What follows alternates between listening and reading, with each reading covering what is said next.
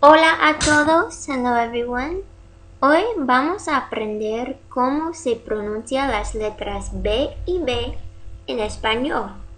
Today we're going to learn how to pronounce the letters B and V, but in Spanish. We can refer to the first letter you see as B de burro o B grande, and the second letter you see B de vaca o B chica. You might also hear this letter referred to as V. So first, let's start off by comparing these written letters to English. In English, they make two distinct sounds, right? We pronounce the letter V by putting our front teeth over our bottom lip and causing friction. Excuse the silly drawing, but you know what I mean. Let's give it a try. Pronounce these words. Vote, ever, victory. See, you put your teeth on your lip. But in Spanish, this sound does not exist. When you see the letter V in Spanish, you're never going to pronounce it with your teeth outside of your mouth. So that's something to remember. In fact, in Spanish, both of these written letters are pronounced alike. That is, when you see a B, you would pronounce it the same way as you would a V, and vice versa. Of course, there may be variation among some speakers in the entire Spanish-speaking world, but in general, this holds true.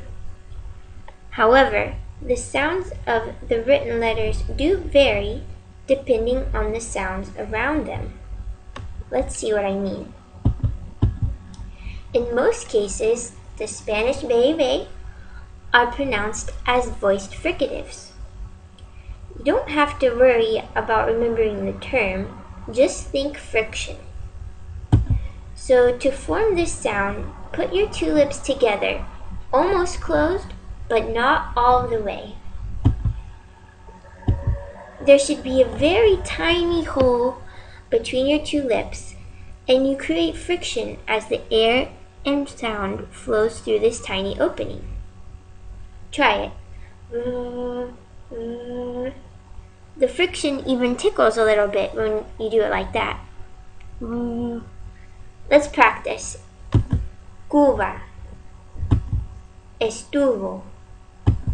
La vaca. La boca. One more time. Cuba. Estuvo. La vaca. La boca. Other times, these letters are pronounced by closing the lips completely, stopping all airflow. For this reason, we can refer to this sound as a stop. It's basically like the English B. Let's give it a try. Bueno, voy, bienvenidos, un voto. So when do we know how to pronounce the letters this way? Well, for one, when they are pronounced at the beginning of the phrase. That is, when they are the first sound spoken after a pause. You'll also pronounce these letters as a stop after the letters M or N. Another something interesting, when you see these written letters M or N followed by a B or a V, they're both going to be pronounced as the English N. Why? Because we put our lips all the way together. So, for example, un voto. Un voto. Another something interesting, since these letters are pronounced alike, we find spelling errors which interchange them. For example, on a for sale sign, you might see se vende from the verb vender. However, if you're driving around some Spanish-speaking countries, you might also see the sign written this way, se vende. Well, that's because the two letters are pronounced the same, in this case as the fricative. That's why they developed the terms B de burro, B grande, or B de vaca, B chica, to distinguish between the two letters. Ahora a practicar. Now let's practice. First, I love this sentence. Vamos a bailar. Vamos a bailar. Right, so the first B is going to be pronounced as a stop. Why? Because it's the first sound spoken after a pause. It's the first word of the sentence. And the second will be pronounced as the fricative. It's neither the first sound after a pause nor after the written letters M or N. In fact, it's between two vowels. Vamos a bailar. Alright, next. Mi vestido es verde. Mi vestido es verde. Right, they're both fricatives. Again, they're neither the first letter after a pause nor after the letters M or N. And finally, mis zapatos son verdes también. Mis zapatos son verdes también.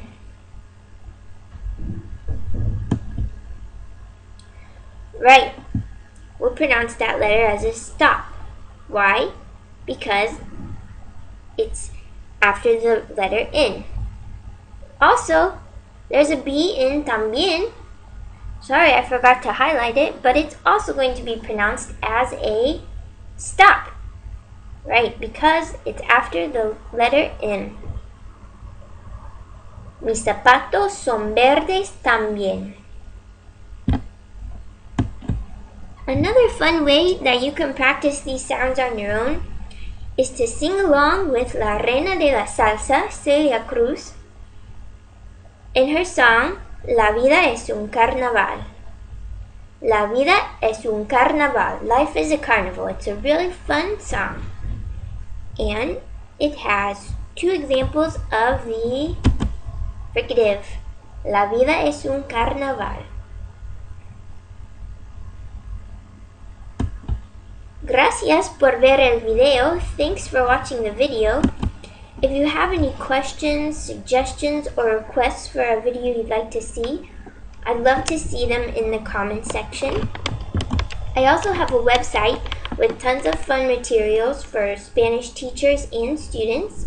It's www.estudiafeliz.wordpress.com. And of course, if you'd like to see more of my videos, I would love for you to subscribe to my channel here on YouTube. Bueno, pues gracias otra vez y hasta luego.